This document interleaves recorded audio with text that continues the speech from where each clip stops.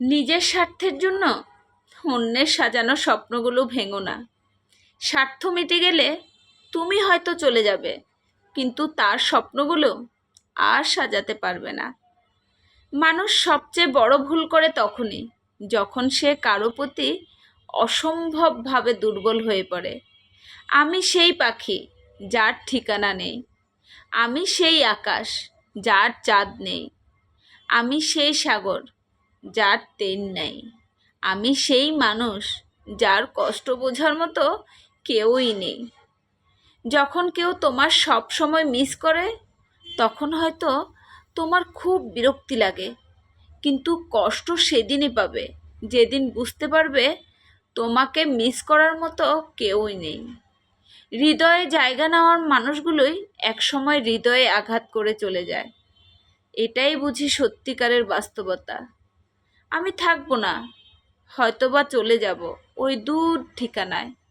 তুমি ডাকলেও আমি আর আসবো না। তখন আমার ঠিকানা হবে ছোট্ট একটা ঘর, ঘুমিয়ে থাকবো একা নীরবে।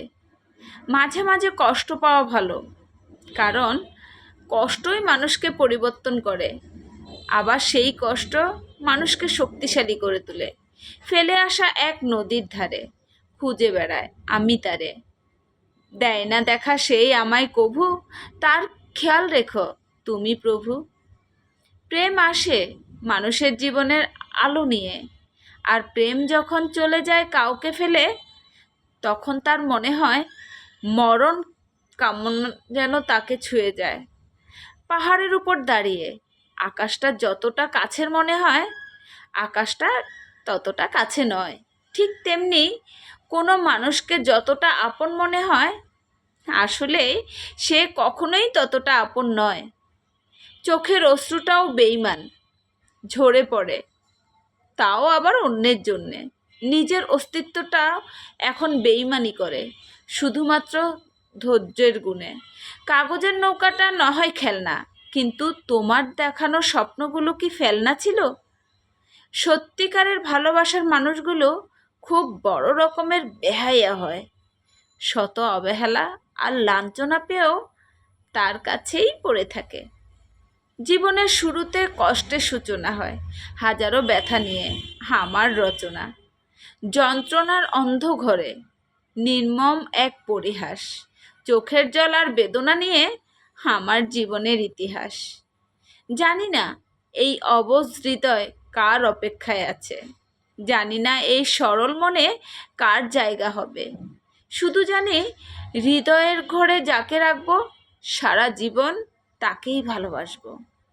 সারাক্ষণ কেন জানি ভাবাও, মায়া জালে জড়াও, নিজের মতোই হঠাৎ দেখা দাও, ইচ্ছে করেই আবার হারিয়ে যাও। তোমায় আর আমার দূরত্ব হয়তোবা শত মাইলের, কিন্তু চোখ বন্ধ করলে তুমি আমার পাশে। ভালোবাসার মানুষটা কাছে না থাকলেও তার জন্য পাশের সিটটা খালিই পড়ে থাকে। যাই হোক, কথাগুলো কেমন লেগেছে অবশ্যই জানাবেন। আর হ্যাঁ, আমি না ফেসবুকে যাই দিই, সবাই শুধু আমার সাথেই এটা মানে মনে করেন আমার জীবনে হয়েছে, এই জন্যই আমি বলি, আসলে না, আমার এটাই আমার কাজ, এই জন্যই তুলে ধরি। তো অবশ্যই জানাবেন কেমন হয়েছে কথাগুলো। আসসালামু আলাইকুম, আর আমার নাম পুনম।